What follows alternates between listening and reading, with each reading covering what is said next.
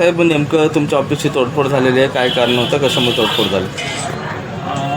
मी एका कार्यक्रमात होतो.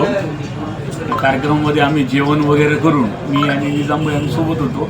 कार्यक्रमात जेवण करून आम्ही इथं ऑफिसपाशी आलो, तेव्हा बाहेर इलियास भाया नगरसेवक आणि सादेक मेंबर वालीपीरचे हे दोघं आपसामध्ये वाद घालत होते. त्याच्यानंतर मग त्यांनी इर्शादभाईला फोन केला. इर्शादभाईला तिथं बोलून घेतलं. नंतर बाहेर जे किरकिऱ्या चालू होते म्हणून आम्ही आणि निजामभाई म्हणलो की बाहेर किरकिऱ्या करण्यापेक्षा आपण ऑफिसमध्ये बसून तुमचं जे आहे तर आपसामध्ये मिटवा. तर आम्ही ऑफिसमध्ये बसून हे मिटवणुकी चालू होती. मिटवणुकी चालू असताना बाहेरचे काही अजून पोरं आले. आता ते कुणाचे आले माहीत नाही, पण ऑफिसमधून जे पोरं आले या समोरच्या गेटमधून, तर त्यांनी ऑफिसमधले काही काच वगैरे, कम्प्युटर वगैरे, खुर्च्या वगैरे तोडले.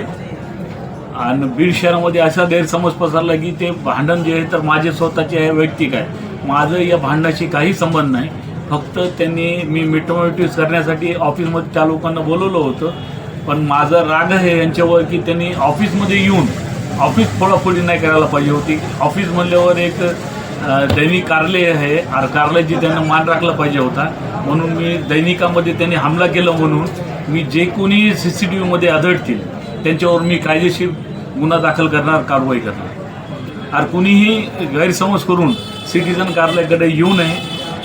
इथलं सगळं शांतता जे आहे, पोलीस प्रशासनाला सगळ्यांनी साथ द्यावी.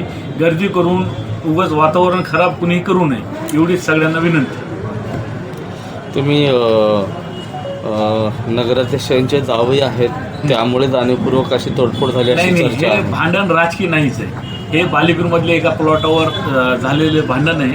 हे प्लॉटचा वाद आहे, ते आपसातच होता, पण ते आपसामध्ये मतभेद वाढत गेला. पण राजकीय याच्यामध्ये कसलाही काही नाही आहे. याच्यावर तक्रार देता तुम्ही? हो, तक्रार 100% देणार. कारण त्यांनी जे हमला झाला, ते जे काही तोडफोड झाली ती दैनिकाची झाली. दैनिकाचे संपादक या नात्याने मी त्यांच्यावर गुन्हा दाखल करणार. काय काय नुकसान झालं? काही कम्प्युटर वगैरे फुटले, डोर वगैरे काही फुटल्या. अजून मी पूर्ण काही पाहिलं नाही, पण काच वगैरे काही फुटल्या. कम्प्युटरचं सुद्धा काहीतरी नुकसान झालं.